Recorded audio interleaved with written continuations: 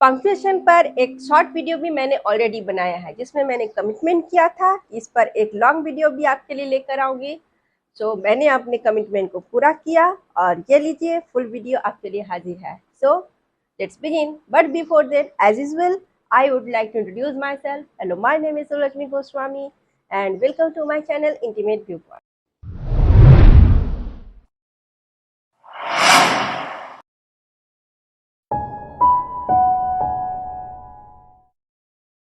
Punctuation क्या है? तो इसका आंसर होगा कि पंक्चुएशन उन छोटे छोटे सिंबल्स और साइन के यूज को कहते हैं जो हमें किसी टेक्स्ट को पढ़ने, समझने और समझाने में हमारी हेल्प करती है।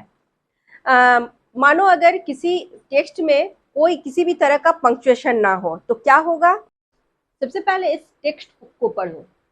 Of course, you may visit us whenever you want. The truth, in fact, is not known to anyone but him. क्या इसे पढ़ने के बाद कोई मीनिंग निकाला जा सकता है? नहीं। अब इसे पढ़ो। Of course, you may visit us whenever you want. बिल्कुल, अब जब चाहो तब हमसे मिल सकते हो। The truth, in fact, is not known to anyone but him. सच्चाई वास्तव में उसके अलावा किसी को भी मालूम नहीं है। देखा, पंक्चुएशन मार्क्स के इंसर्ट करने से कैसे सारे मीनिंग क्लियर हो गए। पंक्चुएशन मार्क्स को इंसर्ट करके हम किसी टेक्स्ट को क्लॉज और सेंटेंस में डिवाइड कर सकते हैं।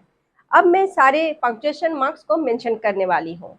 जैसे देखो, जैसे full stop, question mark, comma, exclamation mark, speech marks, apostrophe, colon, semicolon and capital letters.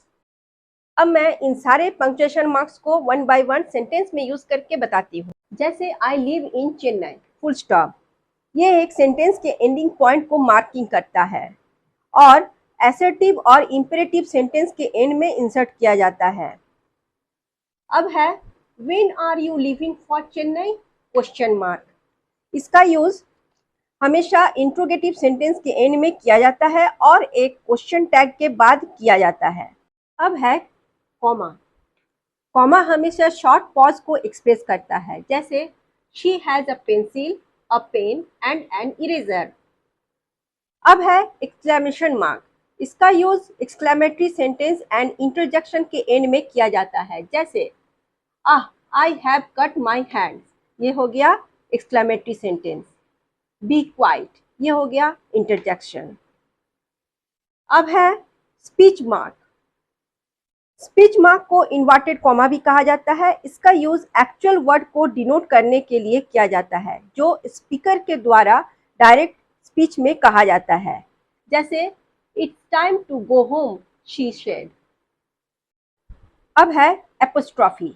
इसका यूज पोजीशन यानी अधिकार या बिलोंगिंग यानी संबंध को शो करने के लिए किया जाता है। जैसे the girls hostel follow many rules, the farmers son met with an accident.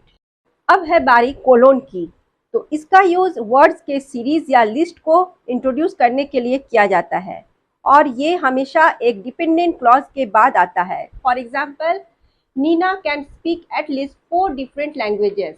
जैसे यहाँ कोलोन, तमिल, तेलुगु, पंजाबी एंड मराठी। अब है सेमी कोलोन।